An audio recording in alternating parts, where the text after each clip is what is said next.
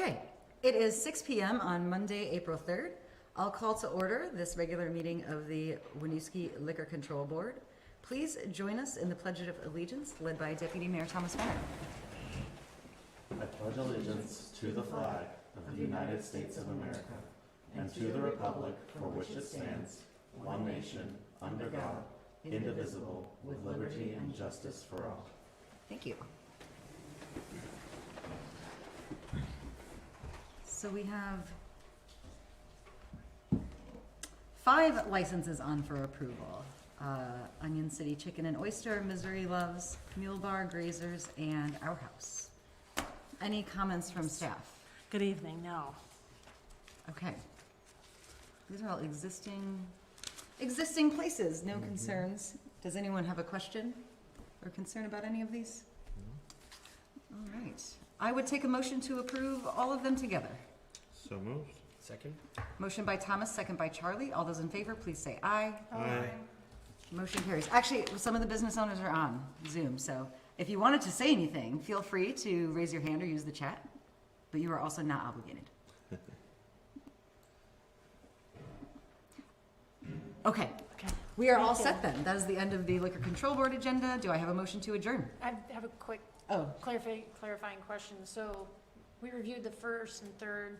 What about second and outside consumption? Are those? I was assuming we were keeping them all together. Okay. You'd only asked about the first. I did not state that clearly, but. Just to make sure. could we- Procedurally, yeah. we're all on the same page. Yeah, okay. Excellent. All right, do I have a motion to adjourn? So moved. Motion by Thomas, second by Aurora. All those in favor, please say aye. Aye. Motion carries. Thank you. It is 6:02 p.m. I will call to order the Winooski City Council meeting. Any questions, concerns about the order of tonight's agenda? No. Great. Is anyone here for public comment? The public comment section of the meeting is meant for folks who want to speak to a topic not included on the agenda tonight. So you can use the chat or raise hand feature if you wish to make a public comment.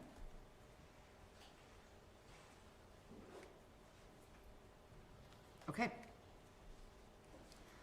On tonight's consent agenda, we have our council minutes from March 20th, payroll warrant from March 5th, and accounts payroll warrant March 29th. We have event permit applications for Waking Windows, Winooski Wednesdays, and a new one, U.S. Strongman competition. Then we have our city manager evaluation summary, which we saw at our last meeting, and recommended updates to the city manager review form and process, which we discussed at a prior meeting. Does anyone want to pull any item out for any questions or more information? Are there questions from any members of the public on any of those items? I just saw a note about audio quality.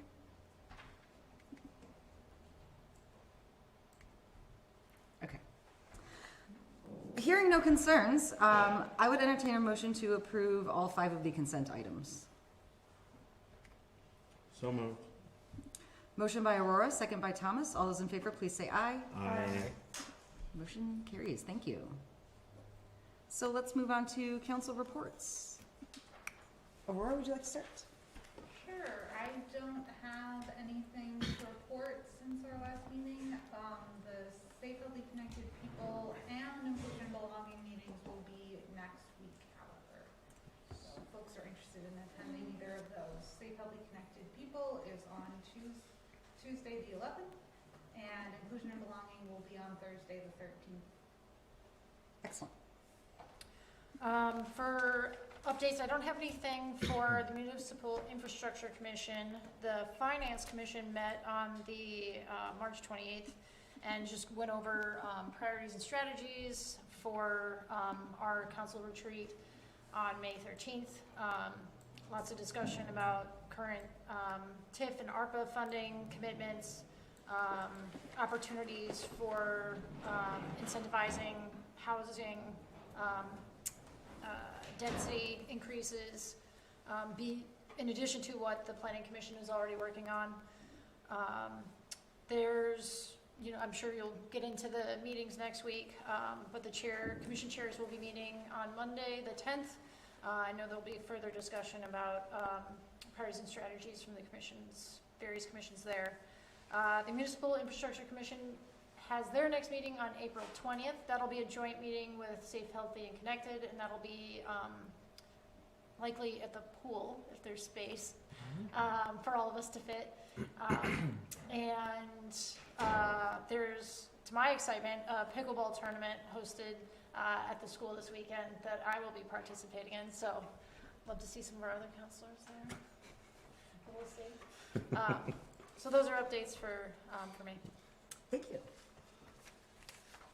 I want to let you all know that the Planning Commission set a public hearing for April 27th to take input on changes they've been working on for some months now to create incentives to retain historic building facades, historic preservation incentives, which include exempting mixed use and non-residential projects in business districts from minimum parking requirements, and an increase in lot coverage for projects in residential districts. Updates to minimum parking requirements, the creation of detailed bicycle parking requirements, and incentivizing underground parking and electric vehicle charging stations in new projects. And expanding required space for off-street loading activities, increased requirements to make trash less visible, and clarifying driveway, retaining wall, and related definitions. They also want to start a discussion of reviving a design review board for additional historic preservation. So that's April 27th. I also was able to participate in a focus group with the Chittenden County Homeless Alliance to inform their strategic planning. And we'll be attending their monthly meeting this Thursday with the wellness coordinator from Winooski School District to start sharing what our school district staff is seeing with housing issues in the community in a broader setting, and work across the river with other partners. And then Charlie and I were able to join a Winooski High School class on Friday for Q&A time with students. Concerns included housing that is old and expensive, desire for teen space, and more capacity at the school for tutors and counselors, scholarship navigation, and parent education, and support for continuing to have free Green Mountain Transit. And you may have more details to add on, Charlie. That is it. Thomas. Awesome. I just wanted to check in because I saw that all of our mics may not be working. So Yeah. okay. So we're good to go though now. We're gonna Do move it. the mics a little closer to you guys. Okay. Okay. We'll do that. Thanks. Awesome, thank you. And as far as updates, I've spoken a couple times about downtown Winooski hiring a new executive director. The current executive director will be at our next meeting to announce who they have hired. It's a very exciting candidate, so we're all sad to see Meredith go, but excited for this new person to be coming on board. Also, the farmers market is still accepting vendor applications, so if you are interested in being at our farmers market this summer, please do submit an application. And as well, we're starting to plan our events already, so Juneteenth, Winooski Wednesdays, Pride, French Heritage Day. We need volunteers for all of those events, so if you go to the Downtown Winooski website, you can see what we're looking for in terms of volunteers. And that's all I have for updates. Thank you. Housing Commission updates. The city has hired a housing initiative director, and she'll be starting soon. Soon. Yeah, soon. I forget the exact date.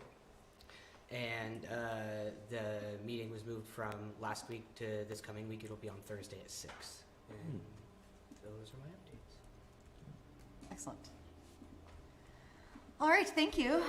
We'll move to city updates that John Ratchert will present.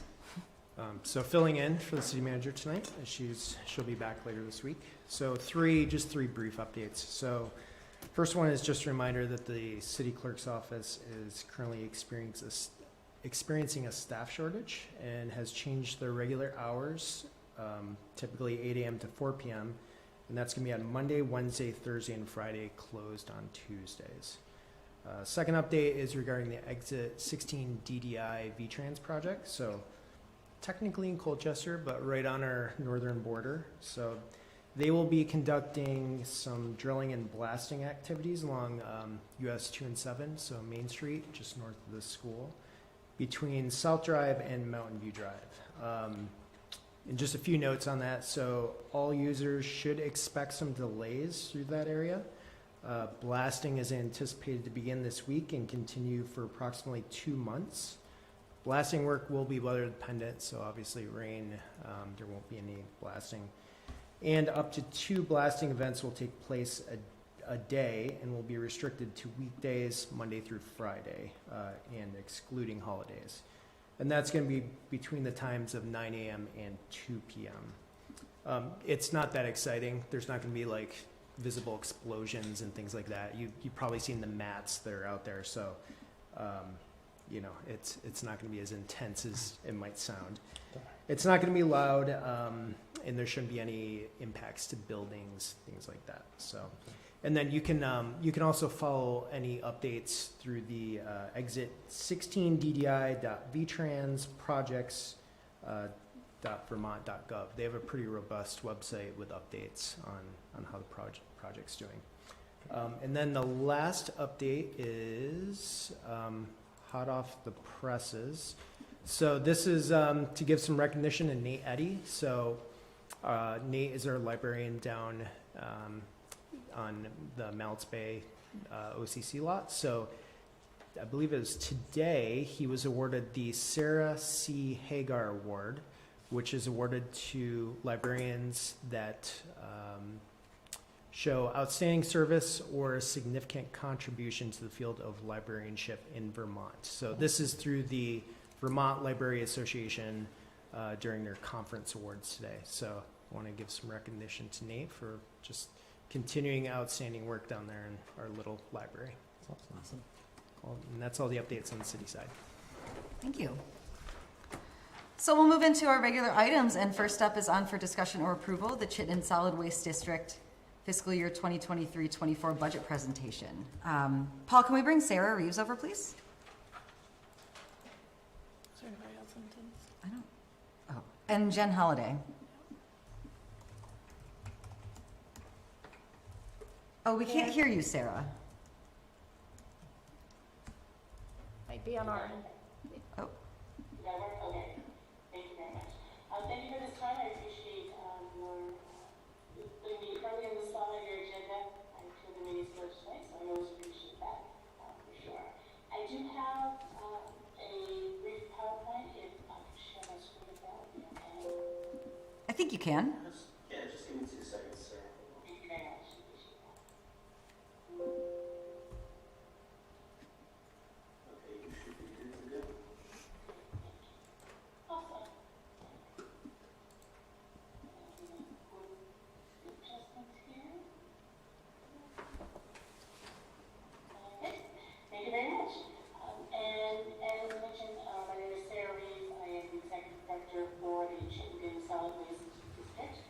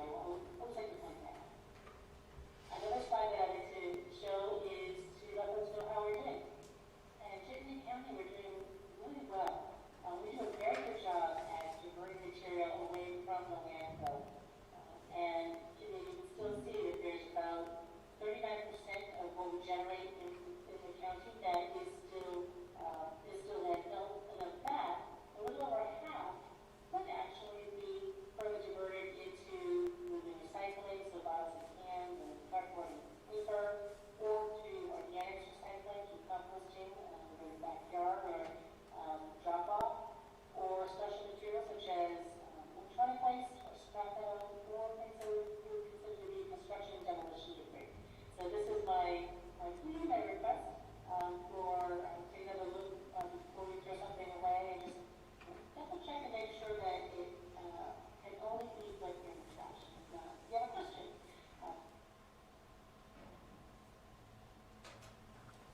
I'm sorry, we've lost the audio again. I don't think it's you, Sarah. Is it on our side?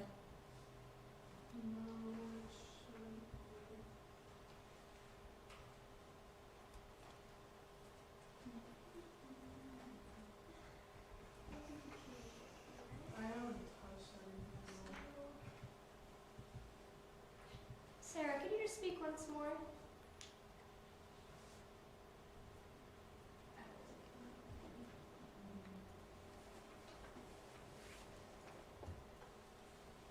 Try once more, Sarah, please. I like that. Is that better? You're back. Thank you. So we do have to start with the bottom line, which is where we're hoping to end up. So we are budgeting revenue of just over $15,400,000. We're budgeting our expenses to be just over $14,400,000, so that the remainder of just under $900,000 is what we then transfer to our various reserves. And our board, about a year or two ago, approved a priority reserve list, so we make sure that we're properly funding each reserve to a maximum amount according to what the reserve is. So the operating reserve has a set amount, we impose landfill, solid management fee. And once those reserves are met, the maximum, then the remainder goes to the capital reserve, and that is a good thing as a rule. Just a short review from this year till next year. We are seeing or anticipating revenue increase of about just under 10% and an expenses increase of just under 9%. And I'm happy to point out one of the increases is not always that I like to be happy about an increase, but that administrative cost is increasing percentage-wise pretty significantly because we have just moved into new office space. So we've been in our Williston house for about 30 years, and we just today moved into new office space in South Burlington. We're sharing space with the South Burlington Police Department. I also want to just show this new slide this year too, is to illustrate where those buckets of funding go. Basically, which programs are funded by which sources of funds. And I focus on the operations program because that's generally what a lot of office interact with on a daily basis. So our drop-off centers, the materials recovery facility, the environmental depot, the organic storage facility. Those programs are all designed to be funded from user fees or the sales of products. So it has to be self-supporting, self-funding. The other programs are generally funded through the solid waste management fee revenue. And I'm going to talk a little bit very briefly about why that philosophy may need to shift. The solid waste management fee, again, is $27 per ton. Is charged to haulers at landfill in Coventry when they are disposing of Chittenden County waste. And that fee has not changed in about 10 years. And this is something that I've asked my board to consider over the next year or so. How we want to approach the solid waste management fee, and is what we're the philosophy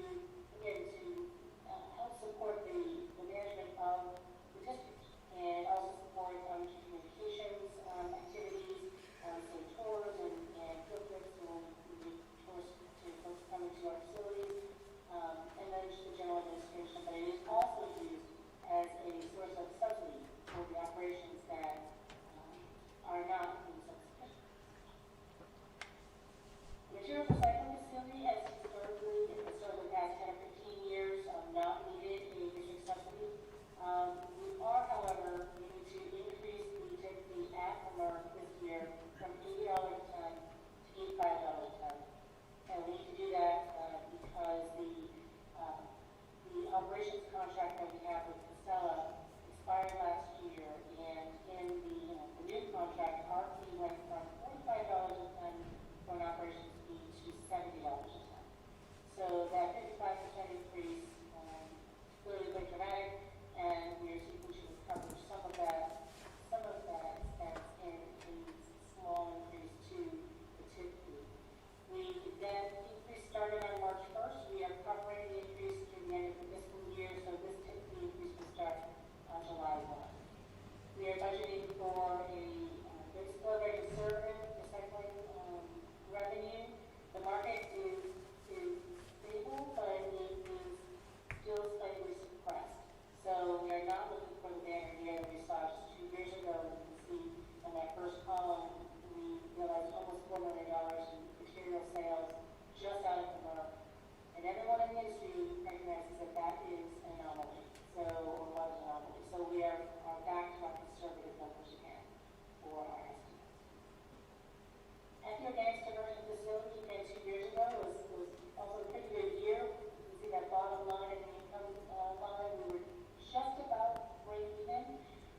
And we are budgeting for a subsidy this year and in fiscal 24. So we are increasing the tip fee and the user fee from $65 a ton to $70 a ton.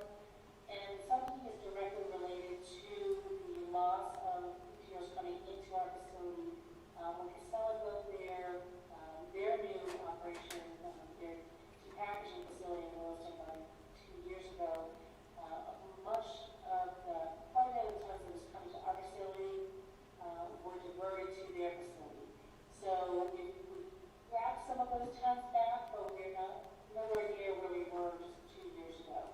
So we're working on regaining some of those inbound tons, and that loss of revenue is what is showing up as that subsidy, and that is paid for with the solid waste management program.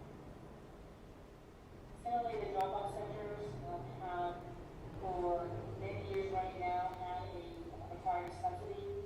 The actual fiscal 22 was just over $400,000 subsidy. We're budgeting fiscal 23 for $422,000, and without that increase, we would be needing a $421,000 subsidy at the drop-off centers.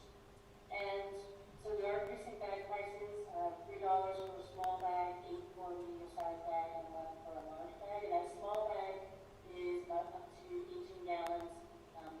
The $8 medium bag is up to 34, 35 gallons, and then the large bag is 0.5 gallons volume. And I added a little note about pre-filler pricing. We made some pricing changes in 2020, but before that, the small bag was $2.75. So we wanted to eliminate candy points during COVID, and we rounded it up or down. And so we're getting back to close to what it was pre-COVID. And the drop-off center system does represent a significant number of our full-time employees, and so there are increases there with healthcare and COLA, which I'll talk about in a moment. And materials management costs, those are hauling costs. So those are the fees that we pay to haulers to take material to transfer station or upstream tree or disposal. All of those costs are increasing. One change that we think will be a positive change is that we are intending to move as of July 1 to a schedule Tuesday through Saturday for all of our drop-off centers. So that is designed to reduce confusion for customers, not having to kind of look at the checkerboard schedule to see which drop-off centers open on which day. Make it much easier for us to communicate that, and to be able to provide our employees, our drop-off center employees with 2 days off in a row, which we generally never have. This is the introduction of the system.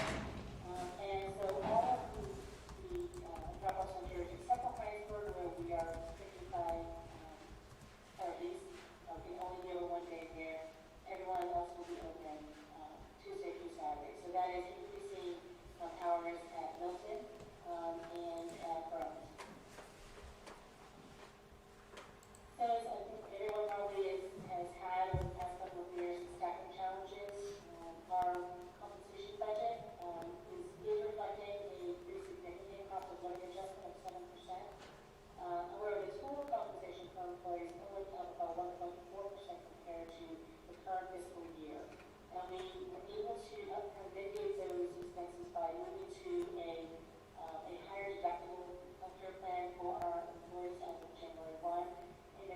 employee contribution premiums up to 2.5% of salary as of July 1. So those two savings help offset the increase for everyone. Don't spend too much time on the capital plan other than to go to 2 items, and we are continuing to make pretty major investments in our drop-off centers.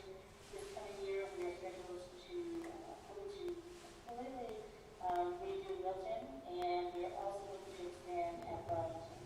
And the balance at the end of the year in our capital reserve is about $3.35 million, and that is really healthy, and that is a result of the excess revenue from the MERP 2 years ago being floated back into that capital reserve.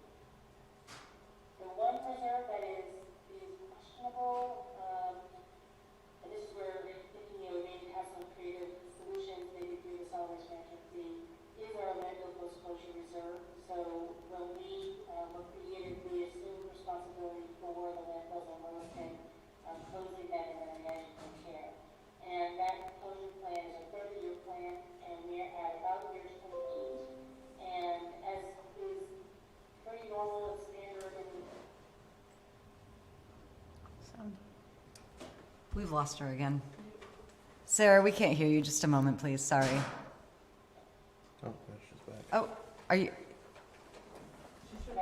Yeah, thank you. Sorry about that. So in the post-closure, the landfill post-closure reserve, we have enough money in there to last us through year 30, but we're pretty confident we're not going to be able to move into the next phase of care, which is custodial care, which is kind of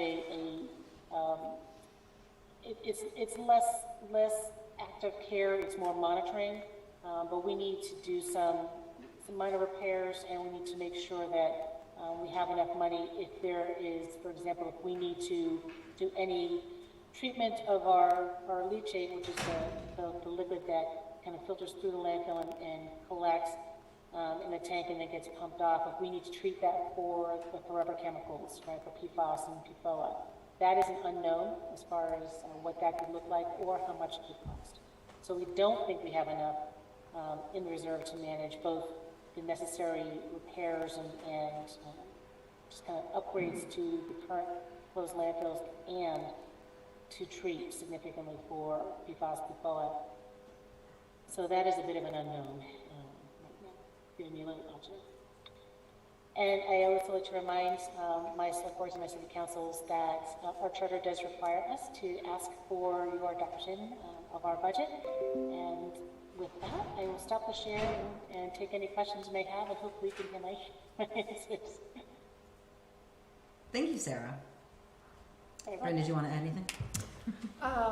So I do serve as the city liaison or the commissioner for the for Winooski, the Chittenden Solid Waste District, and I believe I've been held that role since 2017.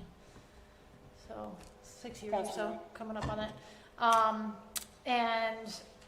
I think, going back to one of the first few slides, just highlighting that Chittenden Solid Waste District actually has double the diversion rate or close to it of what the state's diversion rate is. So CSWDFY has received a number of awards for just really excelling in their education and outreach programs, their messaging, and all of the support services that they provide. So really significant kudos to Sarah and everyone at CSWD for all the hard work that they do. So just want to extend a thank you and acknowledgement for that.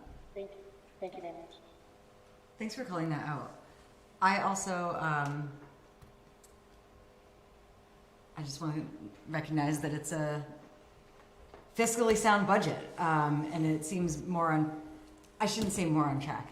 I know, like in the past years, there's been like issues with recycling materials and stuff, and you have come here before talking about we're going to figure that out, and that you are doing that now. So, thank you to you and to our Board of Commissioners. Yeah, and I'm certain that if anyone wants to go on a facility tour, that I would be able to make that happen, coordinate to make that happen. Any other questions? I don't think we have any audience. We do not. Okay. Well, hearing no questions or concerns, ooh, we're getting a little bit of feedback in here. I think it's just the speaker. We have the speaker connected, Okay, for Zoom. it's not too bad. Would someone like to make a motion to approve the CSWD fiscal year 23-24 budget? So moved. Second. Motion by Bryn, second by Thomas. All those in favor, please say aye. Aye. The motion carries. Thank you very much, Sarah. Thank you very much. Take care. Thank you. Thank you. Okay. We are on to item B. This is on for discussion. It's the next operational overview. Finance, HR, communications. Angela, are you kicking us off? I am kicking you off. I'm just going to start the PowerPoint that was included in your packet. So the last three sections of the administrative team are up for presenting tonight, and that's myself in the finance department, the human resources director, Jesse Ackery, and our communications director, Paul Sarn. We're just reusing the same template that Elaine started with last week, identifying where in the organizational structure our departments fall. All three of us report directly to the city manager, and I am the only person of those three who has a staff, in addition to being a director. I have one accounting clerk who provides support for our segregation of duties. And again, we are the last three administrative team members to present that are currently active departments. The equity director is currently on pause, and our housing position is about to start in April, but is not yet ready to present on what they do on a day-to-day basis. So the finance team is myself and one other full-time person. We handle every single dollar in and out of the city. That includes billing, which is the calculation of our tax rate, about 2,200 tax bills, 1,780 utility bills on a quarterly basis, all of the rental registry billing, and about 1,000 other miscellaneous bills that we send out on an annual basis. We also handle all of your accounts payables, payments to vendors and payroll vendors. For fiscal year 22, this was over $17.5 million, or about 2,100 checks. We process payroll in this office on a bi-weekly basis for all city staff, including yourself as council.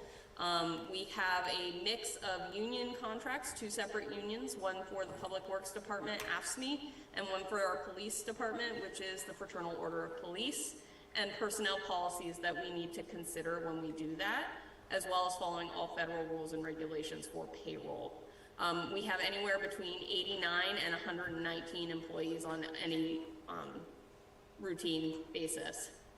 This office is also responsible for all reconciliations, comparing our transactions to source documentation to make sure that they're accurate and that we are going to be in compliance with all our own policies and procedures. We also do all of the financial reporting for grants and debt compliance, including filing reports with the state of Vermont for subrecipient grant monitoring and our post-bond issuance compliance filings with the Vermont Municipal Bond Bank. We are responsible for the audit of the city of Winooski. This starts actually about May and runs right through the end of December, so it does take a significant amount of time. This is a very important document, as showing that we are financially healthy sets us up to receive grant funding and be able to borrow significant sums of money without having our financial stability called into question. We are on our 10th year of clean audits, so we're doing great there. This office also does all of the internal controls and risk assessments for the city. We do an annual conference with individual departments to identify risks and attempt to either mitigate them or put controls in place or accept them as accepted risk. In addition, we provide all of the departmental support for financial analysis, budget preparation, providing budget reports on a monthly basis, and help with the implementation of all of the strategic vision priorities and I serve on our IT team internally with a focus on our strategic technology replacement and an improvement plan, and I also provide support for internal troubleshooting.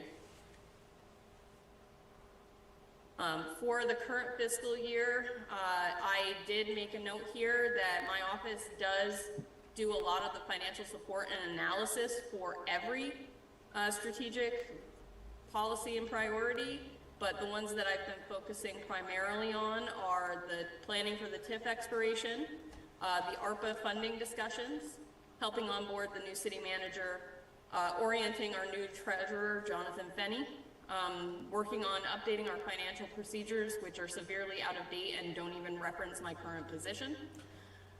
We are also working on a procedures manual to help us address the risk assessment items as we identify them. You may not be aware that Raul Zavaios, our previous accounting clerk, had resigned at the beginning of the month. We are currently seeking his replacement, and so we'll need to be onboarding a new accounting clerk soon. And this year's risk assessment will be conducted with the administrative team, including the clerks, city manager, HR, communications, and all of the departments that you're hearing from last meeting and this meeting. And then obviously also working towards that redevelopment of 17 Abenaki Way with the hotel and garage project. For next year, we're going to continue working on ARPA funding and what we will do with that money. I will be working with Paul to create an internal IT procedure to guide our departments on how they should be interacting with technology.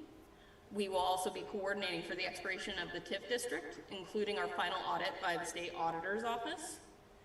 And Jesse and I are going to be working on implementing full compensation statements that we can use internally for recruitment of staff and retention of staff. I will also be taking a look at the reappraisal valuations that are going to be coming out from our contracted assessor and performing a quantitative analysis on it to make sure that all of the assessments that are coming in are within the same average of what we anticipate, and there are no outliers that are not able to be explained, just to make sure that there's no bias on ownership leaning assessments one way or the other.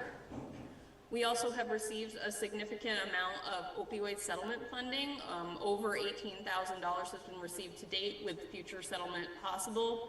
I am working with John Oddie, Rick Heber, and Elaine to identify ways that we can spend that funding in compliance with the settlement agreements.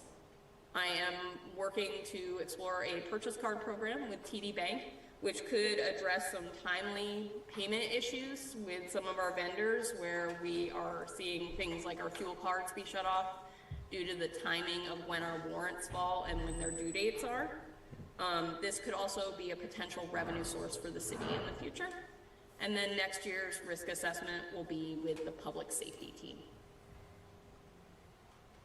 Jesse?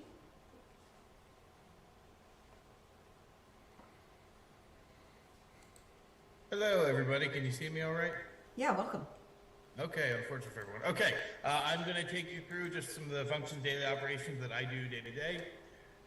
First, a lot of my focus, a lot of my time is with recruiting, with all the vacancies we've been having lately. So I'm responsible for the attracting, recruiting, interviewing, hiring, and onboarding for all the vacancies, creating the job descriptions for them, scoring the positions along with Angela, and then pitching to you lovely folks to make sure that the purpose and title can be approved for it.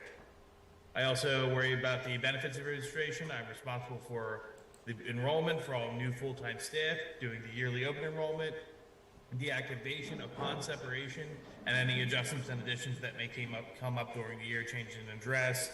If somebody leaves unexpectedly, need to make sure that depending on what time of the year it is, what time of the month it is, we're not going to get charged for having them for another month when we don't have them as an employee. I do the record management for the employees, manage their records, including whatever their status may be, whether it's full-time, part-time, seasonal help like we have for the pool. I maintain the online databases for the employee portals and grant them access to the portals, the logins, passwords, setting up their emails. That way they can access their benefits information, their tax information, and make any adjustments there. I support the internal relations, performance management, compensation management, and also work on relationship building, maintenance, and growth, and work to stabilize and improve our city's work culture. We've come a long way from when I first started here, and we're heading in the right direction. It's just a day-to-day thing that we need to work on and work towards every day. Training, I manage the preliminary training for new employees. And then I also work on doing research for specific resources for employees in the city, things like emotional trauma management and stress management and things like that, kind of on a case-by-case basis as needed. I also manage our cybersecurity training to reduce online attacks to the city and make sure there's enough appropriate follow-up so we're not clicking spam emails and things like that. Angela, you want to go to the next slide? Yep. Right. So when it comes to personnel policy, I track changes needed for the personnel policy manual and manage any of the updates. I'm also the go-to if there's any questions around how to interpret something. I'm working on updating hours. It's taking a bit of a longer time than I had originally anticipated, but I'm hoping to get something out for that pretty soon, as it hasn't been updated since I believe about 2014. There's been a few addendums, but it'd be nice to have everything in one specific document. I make sure that we are compliant for any kind of audits, including OSHA violations, and making sure that all those are reported, I-9s, workers' comp, and personnel record retention. I'm a member of the IT team, as well as Angela and Paul, and we focus on better technological literacy and safety. We're also working to improve efficiency, as certain IT problems that people are having can be resolved in-house through one of us, as opposed to having to log a ticket for SimQuest and having to wait for a response and that call time and all those things. I also manage some of the public complaints that come in, especially those if they're against specific employees. I've performed internal investigations as necessary for those items. So if we're looking at the progress of what we've done so far for the strategic vision areas, the city manager has been onboarding, which has been great. I'm still updating the personnel policy manual, as well as conducting the staffing audit. So I've recruited, for 21 different positions through last fiscal year. That was 227 applications, 113 interviews, and 66 people. Now that 66 people may seem like a big inflated number, but there was a good amount of seasonal positions in there, so lifeguards, pool supervisors, and things like that. Again, hired and onboarded 66 new employees. I actually developed an onboarding process from the ground up, as when I first started, there wasn't one here, as well as a preliminary training program.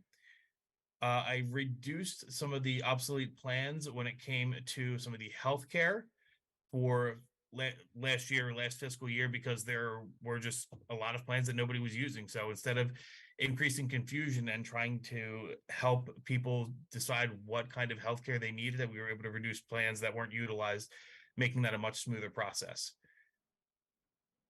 Cleaned out a lot of the unnecessary files for compliance and organization. I recently did an entire I-9 audit because we had I-9s dating back for years that need to be terminated as per federal policy, and that's now updated, so we are in the clear for that. When it comes to safe, healthy, connected people, I'm still working with the police department and recruiting, hiring, and working with internal promotions and retention.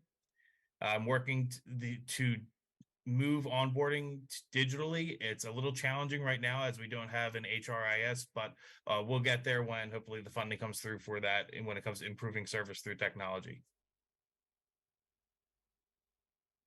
Last couple of things here: continuing to integrate equity considerations in all aspects of staffing and operations. Community engagement effort to tackle equity audit findings. This is all for next year and kind of the big overlying goals. And develop and implement inclusive community engagement plan for the staff.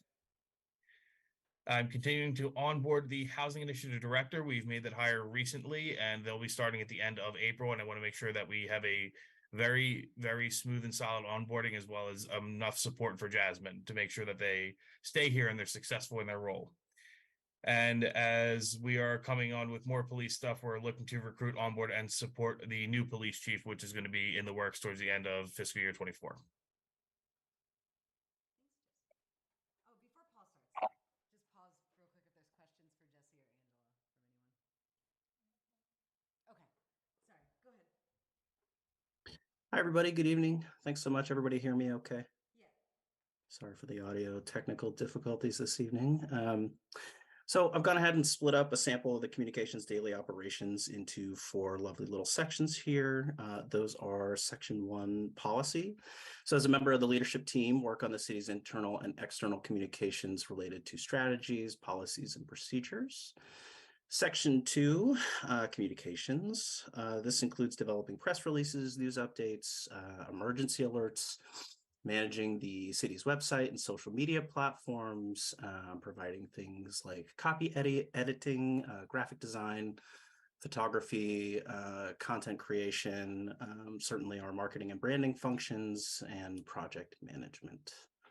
Section 3, community engagement. So this includes posting all of our public meetings and minutes, coordinating our town meeting TV coverage, managing public surveys and feedback opportunities, responding to inquiries from our residents, businesses, and visitors, and providing direct support for events and meetings. Section 4, of course, is internal support that includes daily administrative assistance to all of the other departments. This can range anywhere from help with forms and creating different documents, software support, creating templates, and of course, as Jesse and Angela have mentioned, also a member of the IT team and offers support there. We're certainly a great resource for the staff to have as an intermediary between the staff and SimQuest, and it's nice to have people there on a day-to-day basis to be able to answer stuff as it comes up. Moving on to some FY23 accomplishments worth calling out. These are organized by strategic vision area. I've included the community-wide American Rescue Plan Act survey process, which was really great. Supporting communications on the Exit 16 Diverging Diamond Interchange project, which is currently ongoing. Launching the Winooski Housing Trust Fund, completing the Legacy Campaign and Centennial Celebration Initiative. And of course, work with our state and local partners on COVID-19 messaging. So looking ahead to some proposed FY24 goals and initiatives, this includes work on language access, creating an internal IT procedure, as Angela was discussing, implementing communication solutions for the Main Street Revitalization Project, as well as the Winooski Bridge Replacement Project, which is certainly farther out to terrify anybody. Coordinating with the leadership team about wayfinding next steps and developing an equity audit event, if you will, with the Winooski School District. About covers it for me. Obviously not the easiest thing for any of us to do to distill our positions into presentation slides, but happy to answer any questions you may have either now or later. Thanks, Paul. And in the context of strategic prioritization, right, so they're sharing likely what are going to be the recommended FY24 focuses, but all that content beforehand, that's all the day-to-day work that staff are doing, in addition to whatever initiatives we prioritize. So that'll be something to keep in mind when we get to those discussions. Are there any questions for Paul? Or anyone else? Not at the moment. Okay. Thank you for taking the time to illuminate more of the details of your day-to-day for us. Okay, we will move on to item C, also for discussion, the strategic vision update for municipal infrastructure. Great, thank you. So this is our 3rd installment of the municipal infrastructure policy priorities update.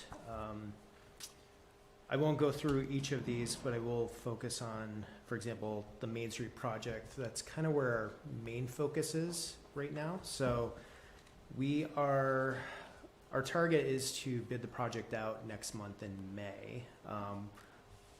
What we're wrapping up right now is sort of the last financing piece. So in order to bid the project, our main financing partner, USDA, has to give us the green light to do that.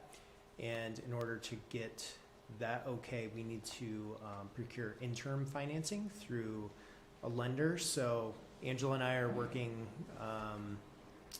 with a couple of potential banks. I think actually a bond underwriter is the actual term. So we're working with the same bond underwriter right now that did the the Winooski School District Capital Project. So we worked with Nicole up there and got in touch with them. So we expect within the next 2 weeks we'll get an answer from them, and then hopefully get the green light from USDA to put the bid package out. In the meantime, we have been talking with some of the big contractors around town just to get some interest. So we do think that the usual larger contractors that we see around town are going to be providing some bids on this project. So that's pretty exciting. So that's where the majority of our focus is right now. I do want to call out in the memo that I provided, one financing piece that's not great news is that we've been working pretty closely with VTrans on 2 of the existing grants that we have. I think one we procured like 2019. These are some pretty old grants. One was for it's called a TAP grant, and the other one is called a Bike Ped grant. So I think altogether those 2 grants were on the order of like $545,600 that we were putting towards the transportation portion of the project, mainly sidewalks, some of the curb bump outs you see. So unfortunately, what we've learned in the last month as we've been coordinating with them is some of the federal provisions that have been enacted, specifically this Build America, Buy America provision, is we would have to basically place that provision on all aspects of this project in order to use this funding, which, based on our discussions with Federal Highway VTrans, that's like a 10 to 20% increase on the project, and some potential schedule impacts trying to get a hold of those materials. So we, in conclusion, we've sort of working with the main Federal Highway folks that administer this grant and VTrans sort of came to the conclusion that it's not feasible to use this funding, unfortunately. So it doesn't impact the project scope, and we're still below the threshold for the bond amount, but it's never great to have to give money back. We are currently working with them to see if we can pivot that funding to a standalone project where, if it's just a sidewalk project, there's not the impact of having those federal provisions on it. It's concrete, so it's not like we would have to disperse that onto like the ductile iron pipes that we have to buy for the water main. So it's unfortunate, but in the long run, it will unfortunately save us money not taking a grant. We are not alone in this. There are a couple other municipalities I've heard of that are having the same issue with some of the new federal provisions. So we're also trying to make that known with Federal Highways and VTrans. The good news is the USDA funding that was procured in 2019 does not have that provision. So our estimates that we did back in 2019, 2020 and have consistently updated are still okay. So we still think if bids come back the way they should come back and nobody throws in some really high numbers at us, we'll still be below our bonding threshold. So that's kind of the big one on Main Street. But I will open up if you all have any questions on some of these infrastructure items. So staying on the VTrans grants and the federal grants there, have you reached out to our our delegated legislators and senators? No, we haven't done that. We've mainly stuck to the Federal Highway folks and the administrators. Because it does seem like it could have some significant equity impacts to our municipality, actually, by not being able to utilize funding that has previously been awarded and that have new conditions applied. It seems like something our elected officials would be interested to know about. Yeah, I will, when Elaine gets back, I will run it through her to try to get in touch with some of those folks. Especially, yeah, and I think especially if you are aware of other municipalities that are experiencing something similar for such a small state. those federal funds have, as you know, huge impact on what capital projects are able to move forward. So it does seem like while the intent is there, that the impact may be misguided from what they're hoping to achieve for a community like ours. Yeah, and I will say, I'm not questioning the intention of the provisions. It's the issue of our bond vote was in, obviously like well before these provisions came into place, so we couldn't factor in that additional funding need and schedule need. So going forward, we can factor those things in, but Yeah. it's really tough on a sort of a legacy project to add that kind of stipulation. Yeah, feels like after the fact conditions on the funding that was awarded, Right. which is really hard to hear.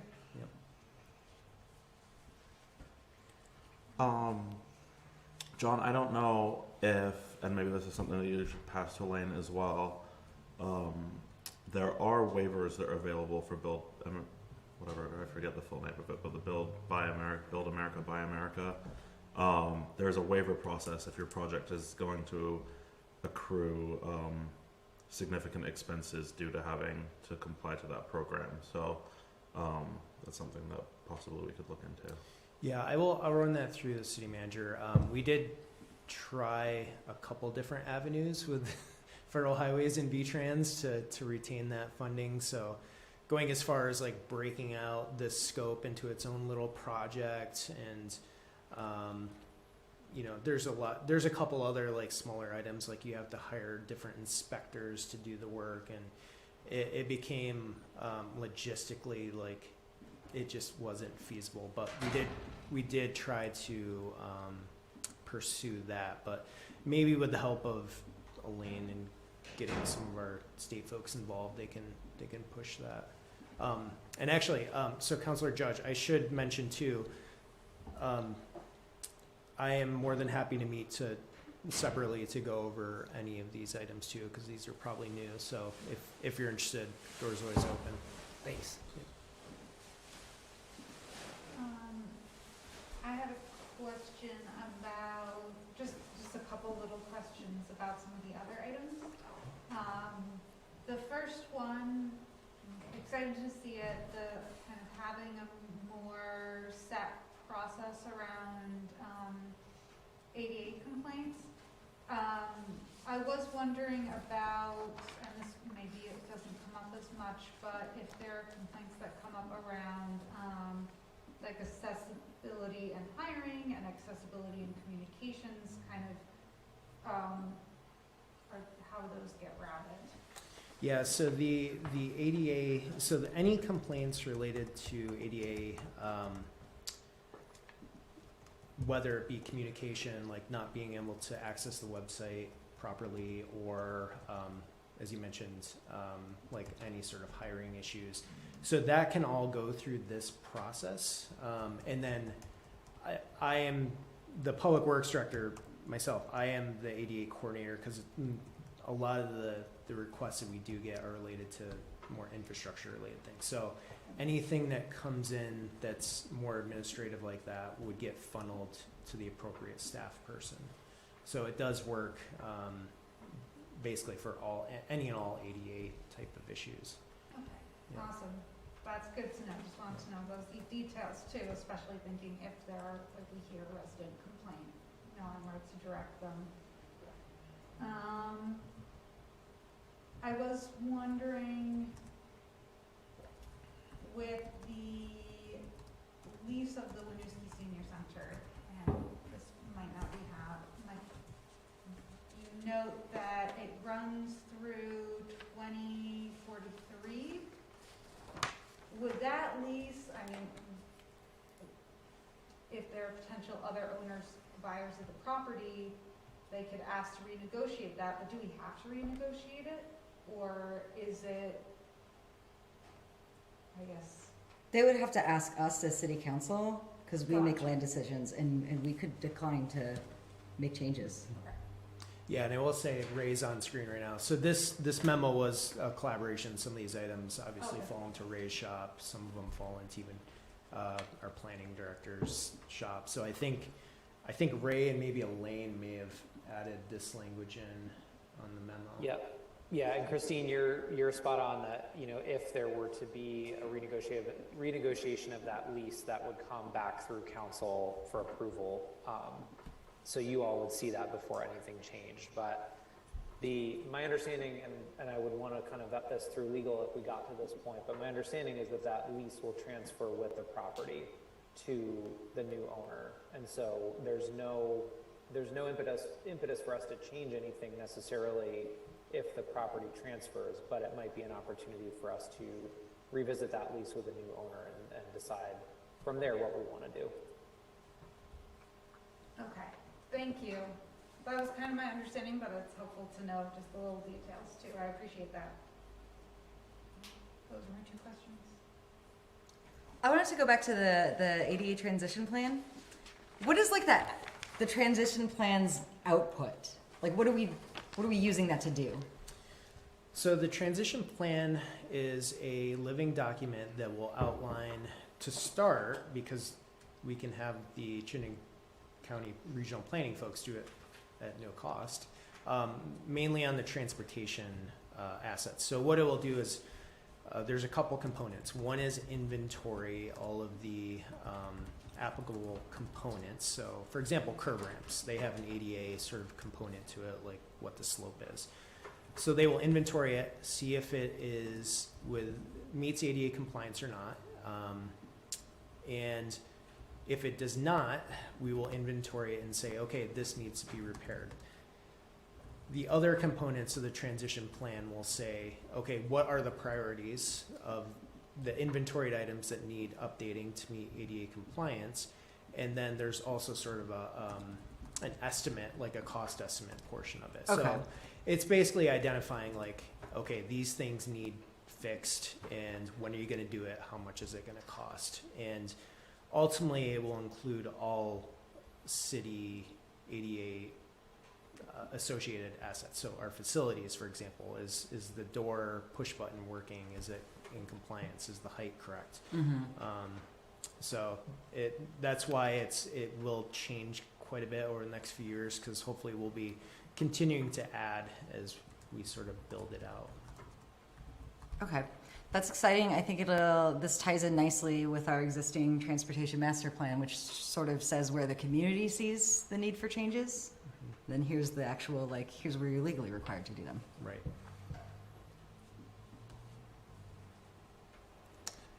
Is there any update that you would be able to give on city energy goals and possible development initiatives? Yeah, and I think Councilor Oakleaf can probably help me with this. So we have begun talking about it at the commission level, and there's a few little projects here and there that actually Commissioner Oakleaf has been helpful with, partnering with VIC. I think there's still work to be done in sort of an overall goal and plans and what our priorities are, but at this stage we're looking for opportunities that come up and then just trying to tackle them. So for example, Councilor Oakleaf helped us with procuring a grant to switch out some LED light bulbs up at the Public Works Garage. We are currently looking at some potential grant opportunities for electric car charging, replacing the car charging stations in the garage. We are looking at, right now, our treatment plant operators have been coordinating with GMP on signing up for a program that lets them look into our electrical system, and when there's those peak days, they can coordinate with us to say, okay, well, your blowers down at the plant that take up a ton of electricity, can you just turn them down for an hour while we ride out this peak? So there's little things here and there, but I think the policy side is maybe where we'll be looking to do some work in the future. Awesome, thank you. Yeah, I'd say from the infrastructure commission side of things, so the master plan just kind of dives right into solar. And I think as a starting place, we want to see just a better assessment of where we are now, where we can save energy, do demand side management to curtail loads during peak times of the day and of the year that happen both in the summer and the winter. That can have significant financial savings for the city. We adopted Energy Efficiency Day resolution for October last year, so hopefully we can have more communications and outreach around that for just the general public this coming year. But the group is really focused on, because there's so much to talk about, really just looking at like, okay, as city operations go and city functions go, what can we do that's tangible improvement? What questions do we need to ask first? What is our baseline energy demand right now? And so, John completed an equity assessment tool last year that kind of gives a roadmap for step-by-step improvements that can be made. And I think that kind of just touches on the wide array of conversations that we've had at the infrastructure level. And obviously the city staff are pretty overwhelmed with capital projects as it is. So I think we're really focused on these incremental improvements as much as we can. Great. Yeah, one other thing that I just remembered too is it is interesting, we're starting to see some more state funding come through related to energy projects. So there's also a facilities grant that's going to be coming out that we've been coordinating with regional planning on. And basically what they'll do is, at least the least competitive portion of the grant that we think will be successful in, is having a more robust energy audit of our facilities. So we've done sort of the walkthrough, like what's the low hanging fruit, like can we change light bulbs, that sort of thing. But I think it's either later this month or next month they're going to be rolling out this like audit of facilities program. It ties back to an earlier conversation. They will be looking at ADA upgrades as well as part of that, because Elaine and I were on a call with RPC and we identified like we can look at some of these electrical issues, but there may also be ADA issues that kind of also go hand in hand with that. So that's going to be another, I think there'll be smaller grants, but I think they'll be worth it. We'll get some pretty good data out of it anyways. That's through buildings and general services? Yep. Awesome.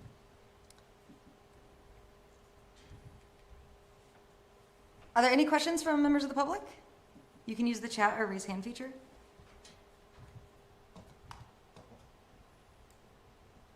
Any more questions from council? Any public questions over there? Okay. Thank you for the update. We have reached the end of the agenda. Do I have a motion to adjourn? So moved. Second. Motion by Thomas, second by Charlie. All those in favor, please say aye. Aye.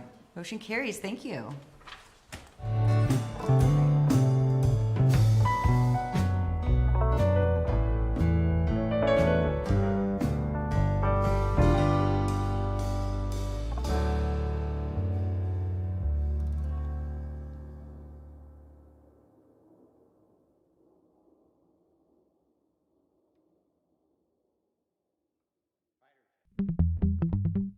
Right.